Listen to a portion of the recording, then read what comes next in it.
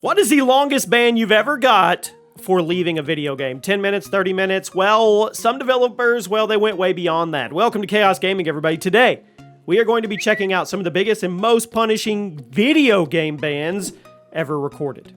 You let me know in the comments what the longest you've ever been banned from a game, or are you batting 100% and you've never been banned? Drop a like, make sure you're following the page with those notifications on Overwatch. Yeah. One of the most annoying things about super team-based games like Overwatch is when you have crappy teammates, or for that matter, no teammates. When one of your teammates leaves the match, it's impossible to win the match. So Blizzard implemented a rather punishing system in order to discourage this. If you leave a match in progress, you'll be hit with a matchmaking suspension that starts at 10 minutes, but then it goes longer and longer with each subsequent rage quit. The game will also start altering your XP earn rates if it catches you quitting. The normal XP rate is 100%, obviously, but if the game deems you a rage quitter, your XP earn rate will drop all the way down to 25% until you start completing more matches. Now, granted, XP isn't a huge deal to some people and they'll just keep quitting, but it can be a pretty big diversion for others. Speaking of team-based games, League of Legends.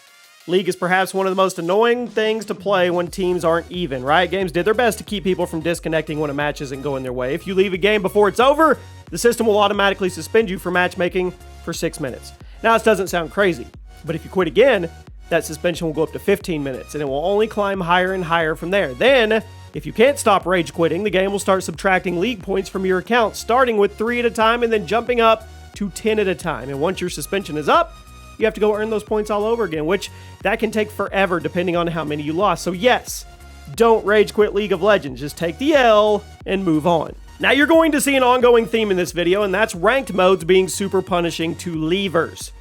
Gears 5. No different. The latest entry in Microsoft's flagship third-person shooter is taking leavers very seriously. Now, aside from the fact that some players have been banned for a whopping 2 years for quitting too many ranked games, the developers also added a new system last year that would discourage leaving even more. If you leave a match of ranked in Gears 5, you will not only get an L on your record and get a matchmaking punishment that gets longer with every rage quit, but you will also be punished additionally for every round of the match you weren't there. That means, if you leave in round 2 and the game goes all the way to 10, you'll be punished even harder than if you only missed 3 to 4 rounds. Like I said, some people have been banned for almost 2 years because of this, and I think it's safe to say it worked. There will always be quitters in ranked games, but hey, at least the Gears 5 team isn't messing around with this. Next up is Rainbow Six Siege. Like many tactical shooters, it had a problem with people leaving the match in progress when it came out. Thankfully, it didn't take long for Ubisoft to come up with a solution.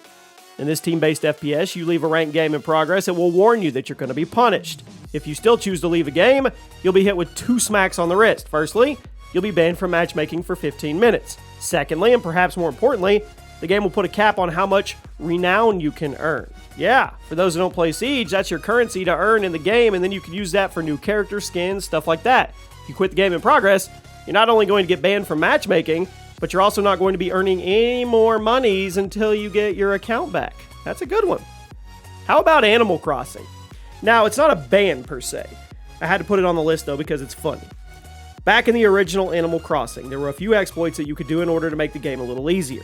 Thankfully, the developers caught these exploits during the game's production, but rather than patch them out, they decided to have some fun. If the game detects using exploits, a mole named Mr. Rossetti will pop up and start lecturing the player about how much of a douchebag they are. And no, you can't skip it. You have to listen to all of them. The more you use exploits, the longer his speeches get. And if you do them enough times, Mr. Rossetti will even force you to type out, "I am stupid," in order to get back in your game. So it's not a ban. But I had to give the original Animal Crossing a shout out because this has to be one of the best anti-cheat systems in gaming history, hands down. Now, number 5, Valorant. This is actually one that has been getting a lot of negative attention. It's not hard to see why.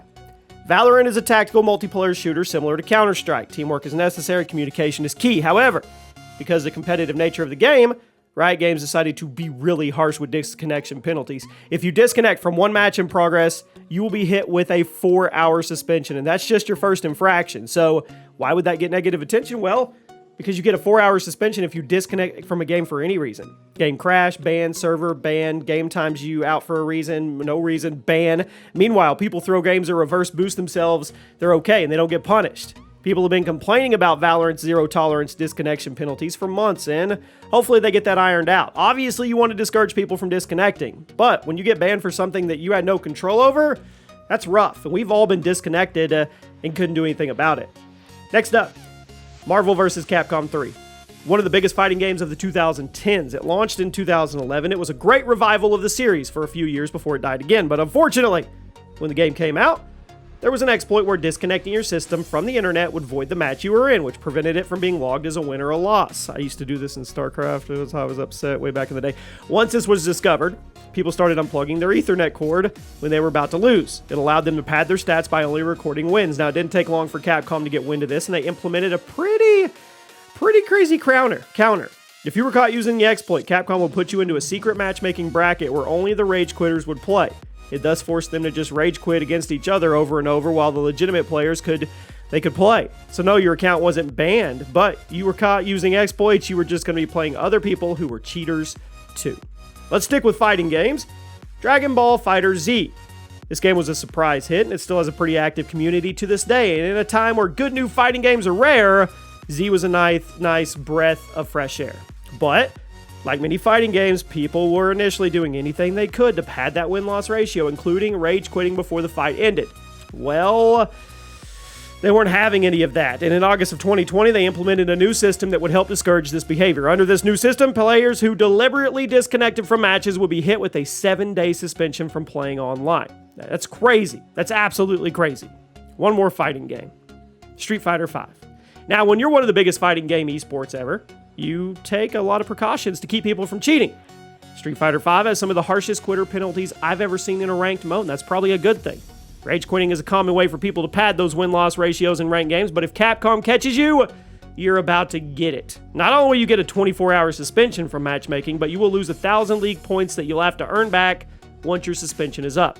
Don't get too comfortable, because once you get access to matchmaking back, Capcom will also put a special brand next to your name that will let everybody know what you've done. So yeah, the moral of the story, don't rage quit from a ranked match of Street Fighter V, because Capcom will never let you live it down.